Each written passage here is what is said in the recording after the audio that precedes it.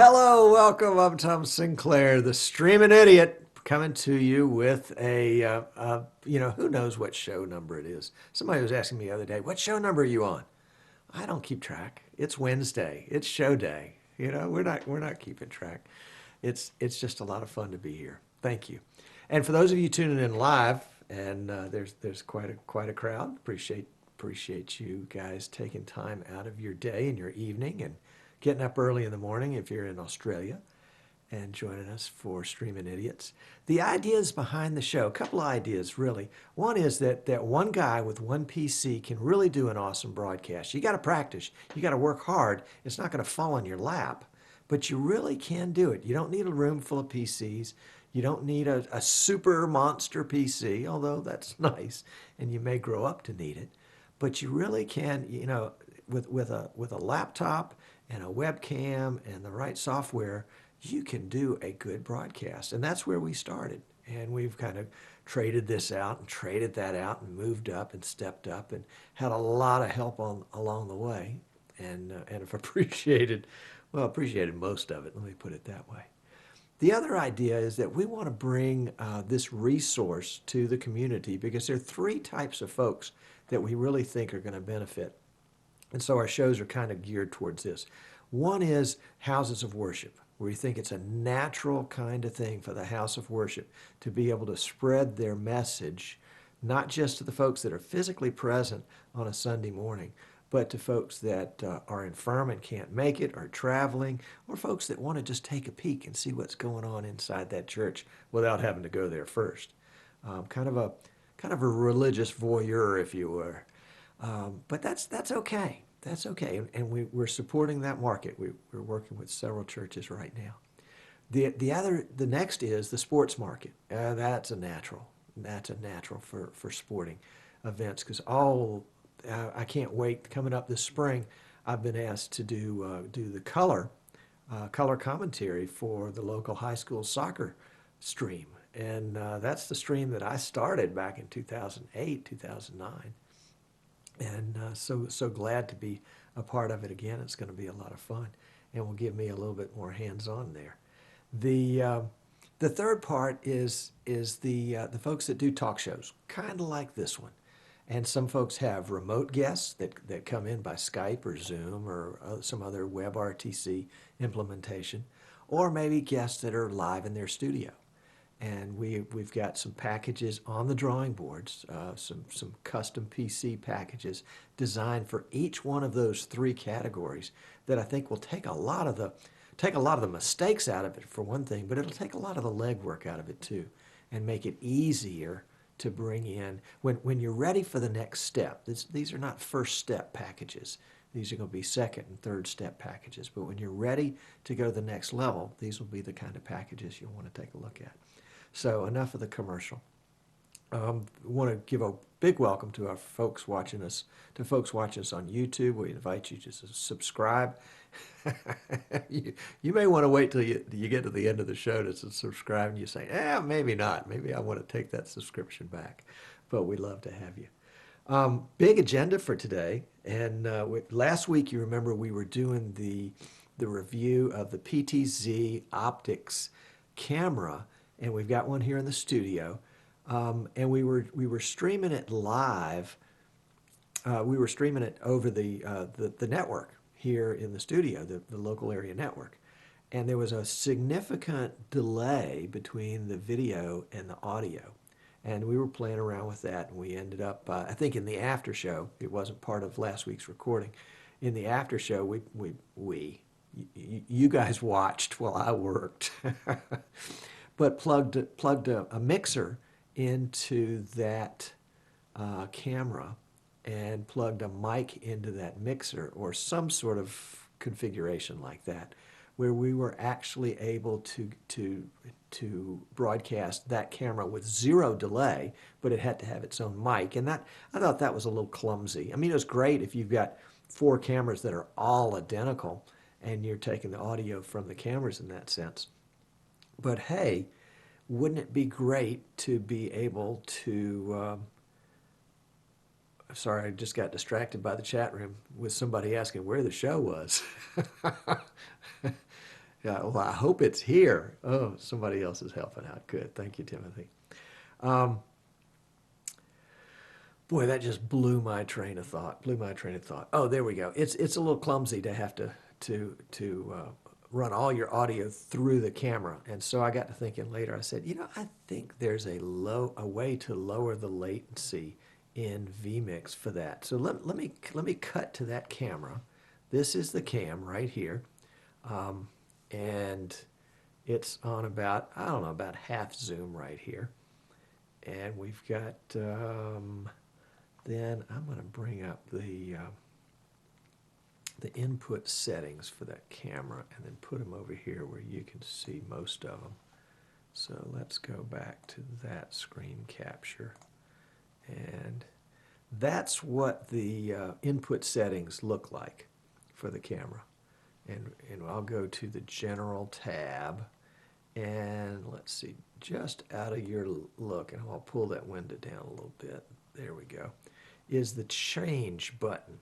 So this is the PTZ cam, and last week we had it configured differently. So, but let's go back into it, and it's one of the stream listings.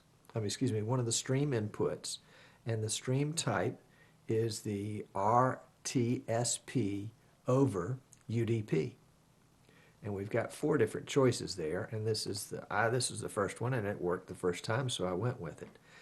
And my camera is at the address RTSP://192.168.1.88/1, and that just happens to be the key for this camera.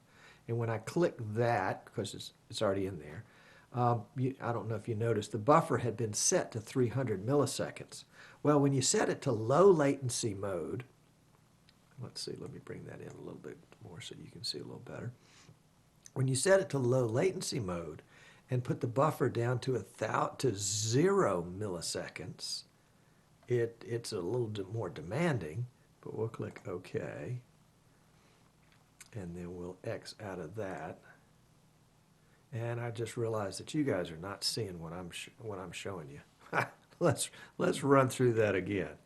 All right, and that's not it either, but that's just a screen capture that I've got up. So this is the input settings page for that camera.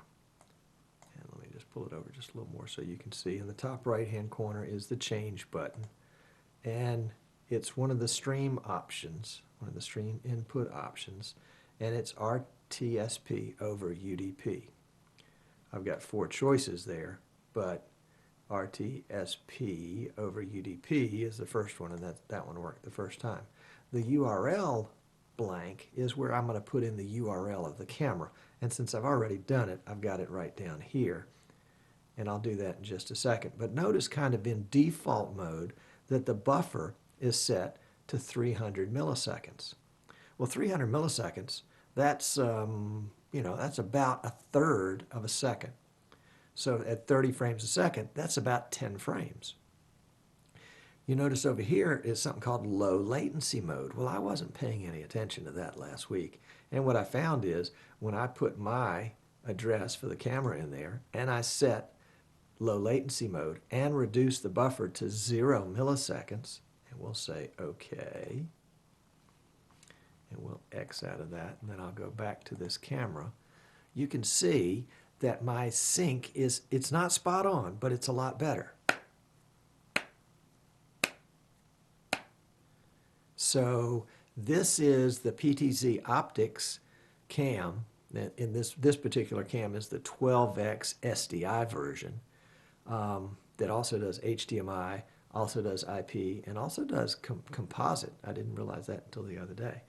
It'll do standard definition as well. And this is the amount of latency when I've been able to tweak it as much as I think I can. I can do a little bit of delay with the audio in this as well to tweak it a little bit more. So what I thought last week this was not going to be usable, but really I think it is. With a few more tweaks, it'll be spot on. So that's kind of a follow-up to last week's show. If you didn't catch last week's show, just go back and watch it. don't, don't know what else to say. No other way to say that. I mean, it's on YouTube there. So we got that off our chest, and we got worked out. So that worked out pretty well. I was pleased with that. The other thing I'm pleased with, and this, oh golly, you know, I make all these promises of things that I'm going to do, and I never get to them. So I finally decided, well, I'm going to dig out that 4-port USB 3.0 card, add-in card, PCIe card that I promised you 6 months ago that I would review. Well, I threw it in this morning, and it went in easily. Let's see. This is the box. I know you want to see what the box looks like. That's the box. That's the card down in the bottom of the box. I think I've got some better pictures of the card. Yeah, here we go. That's what the card looks like. And you can see 4 ports for USB 3.0 on the end. And on the other end, the little white connector right there is a power connector. And the power connector is so that, number one, the card can be powered, and number two, so that the USB ports, probably even more than that, can be powered.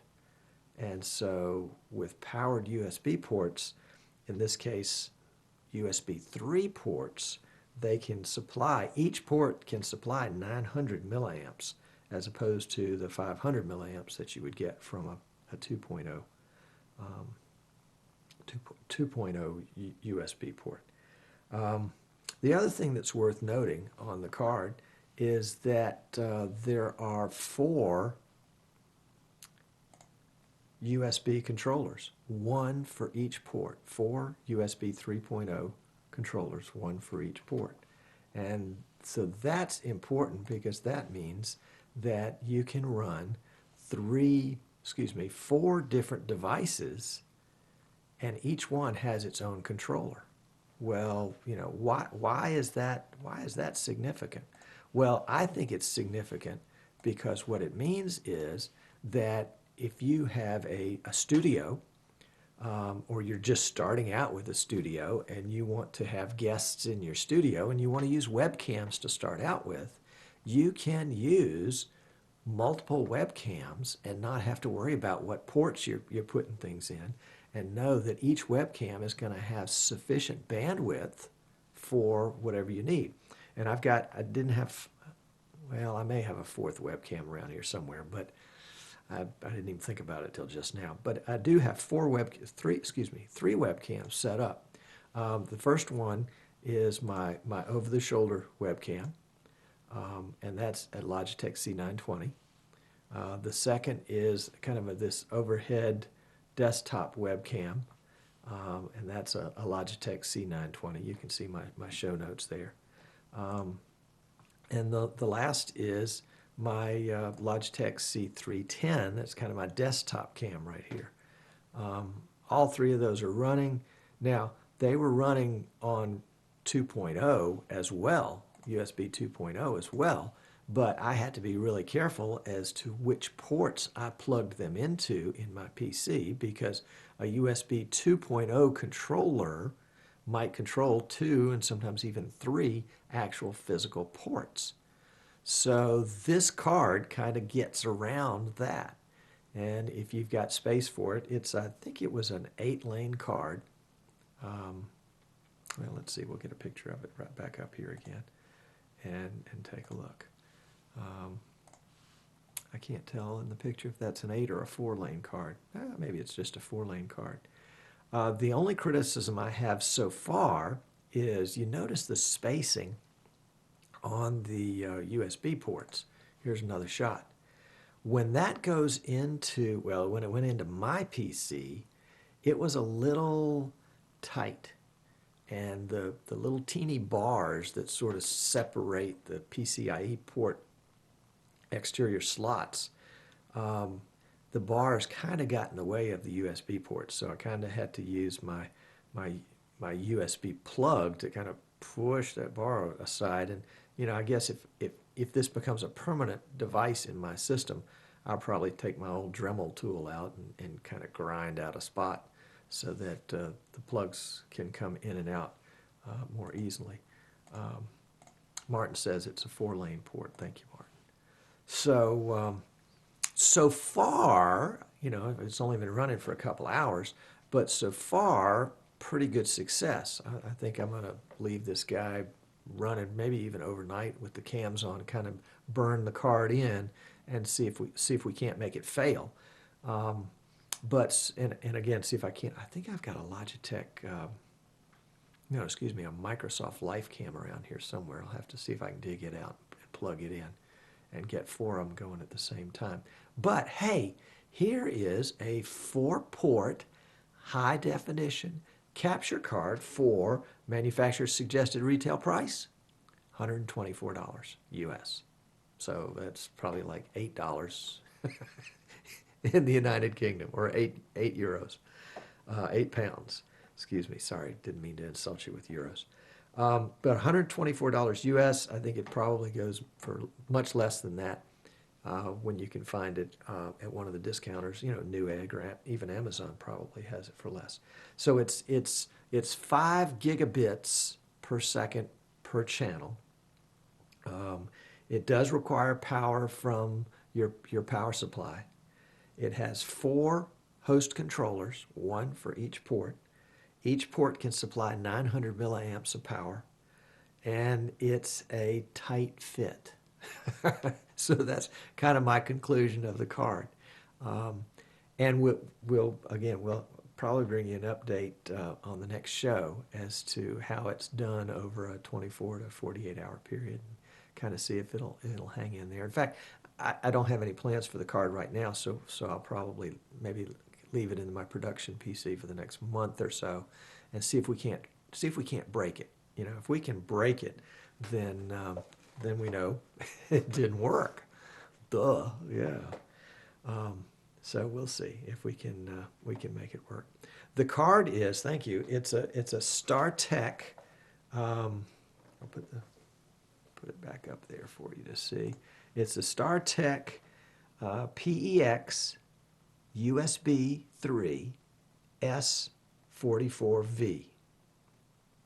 StarTech PEX USB 3 S44V.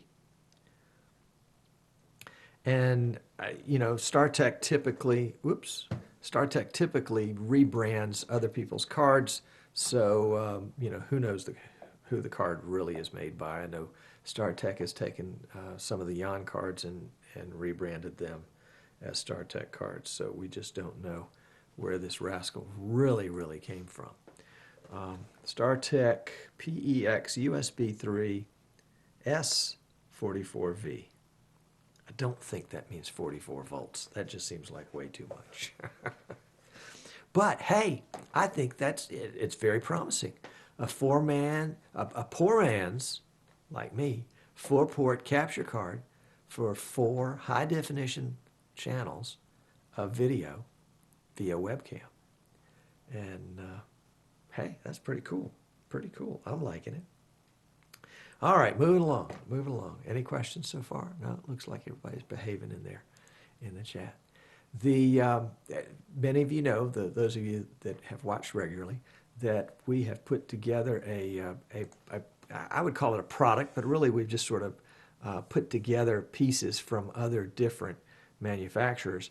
And what we have is a Thunderbolt enclosure that will do 4 ports of HDMI video or SDI video. And so it's really portable. And we are going to be taking that. We're going to do the Bolt 4 Backpack Challenge over the holidays. So I'm going to take this and my Thunderbolt enabled laptop and an HDMI camera or 2 on a trip and see if we can't, probably won't be able to do it live, but at least we can record a quote-unquote show from a remote location and kind of prove the point and be able to put all of this stuff in a backpack. So the promise that we've had in this technology of everything getting smaller than a 55-foot production truck, now the whole shooting match would fit in a backpack. And that's assuming that you don't need a green screen and lighting and all that kind of stuff. But, you know, cables, camera, laptop, Bolt 4, and you're ready to go. I'm loving it. I'm loving it. It's great. The future is sweet. And somebody's just put in the chat room a link to the capture card that we were just talking about. That's great. Thank you, Tommy. The Bolt 4 retails for $14.99. It is on special now for $12.99, and that's either SDI version or HDI version. And if you want to bundle it with vMix HD, it's an extra $200. Excuse me, $300. So $12.99 becomes $15.99. And I promised we'd had that in the store last week, and we still don't have it in the store, but it's coming soon, I promise. Kind of while we're talking about specials, we do have a, $66 on eBay. Good job, Tommy. I love it. $66 for the StarTech card on eBay. And that's from a manufacturer's suggested list of 124. So yeah, it's kind of funny to talk about 4-port capture card for $124, really $66, and then talk about the Bolt 4 for $14.99, really $12.99, and that's $1,299. But when you think about the problem that you're trying to find, you're trying to solve, what's the right tool for the job? You know, I could throw my production PC with the 4-port capture card in my backpack. No, it wouldn't fit in my backpack, but it would fit in the trunk of my car. And then I'd have to bring a monitor and a mouse and a keyboard. And, you know, you get the idea. If you want it portable, if you want it super portable, it's going to cost. And actually, the other thought about the Bolt 4 is that the fact that it's got Thunderbolt on it means that if you've got a Thunderbolt-enabled PC, then you can have this device for your studio device as well as for your travel device. And just have a laptop that's got Thunderbolt and a PC in the studio that's got Thunderbolt. And you don't have to have 2 sets of capture cards. So there is some savings there at some point. We do have one more special, and this is not an advertised special. If you're interested, shoot me an email, and I'll let you know the details about it. But until December 31st, if you buy, or if you want to buy one of the PTZOptics cams, and they start at like $15.99 and go up to $16, $17.99, something like that, we will throw in vMix HD for free. Don't tell anybody. It's a secret. We're not supposed to advertise that. So that's the deal. Shoot me an email. I'll give you the details. PTZ cam at manufacturer's suggested retail price with vMix HD for free. Yes, indeed. And that means you would get the vMix 17, which is coming out after the first of the year sometime. Why is that important? Here's why it's important. vMix 17 is purported to include internal controls, that is inside of vMix, for the PTZ line of cameras, the PTZOptics line of cameras. So you can do your pan, your tilt, your zoom, your focus, all that stuff from within vMix. You don't need a separate controller. Oh, wow, is that going to be cool? I don't know how it's going to work. Obviously, there's have to be a wire somewhere, you know, a coat hangers go into them to make them turn. I don't know, but it's going to be fun. The future is bright. The future is bright. Wow, we just blew through all of our content. That's great. We can take the rest of the day off.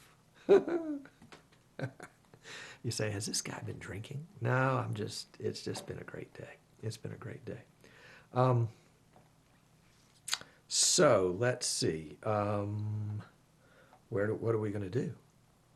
What should we talk about? I mean, here we've got all this time left in this show.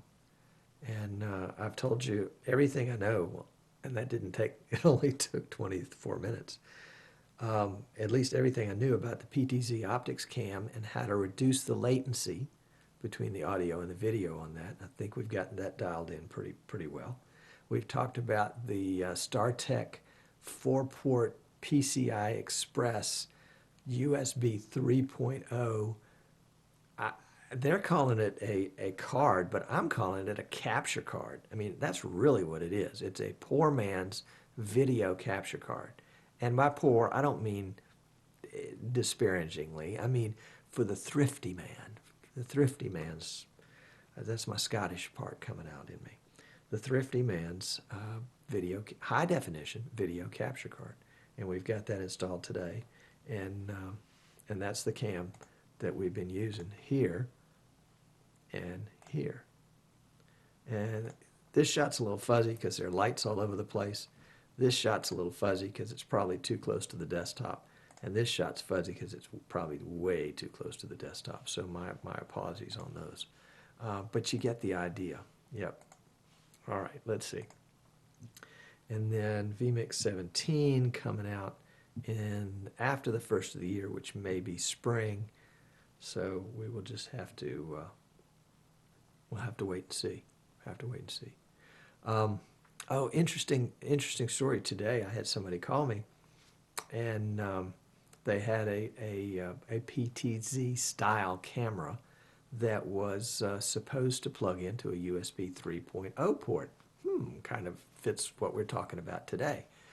And they said, you know, are you a vMix guy? Are you a vMix reseller? Can you do tech support? And I said, sure. And they said, you know, is it going to cost anything? I said, well, you know, I'll answer a couple questions. Come on, let's chat.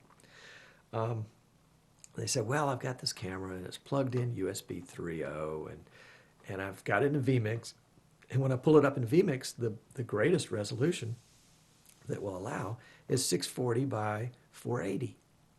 And that's not high definition. I said, you're right, that's not high definition. But that wasn't your question, was it? He said, no. He said, why won't it work? And I said, okay, well, let's start at the beginning. Let's start at the beginning. The camera's plugged in, right? Yes, it's plugged in. And it's plugged into a USB 3.0 port, right? Yes, of course it is. I said, would you mind double checking? You know how the story goes from there. Isn't that fun? I love to be on that end of the conversation for once. I mean, I was the one on the other end of the conversation several years ago with my good old Epson printer and, you know, talked to tech support. I was furious because this thing wasn't working and I needed it to work, you know, an hour ago and I was late and all that stuff.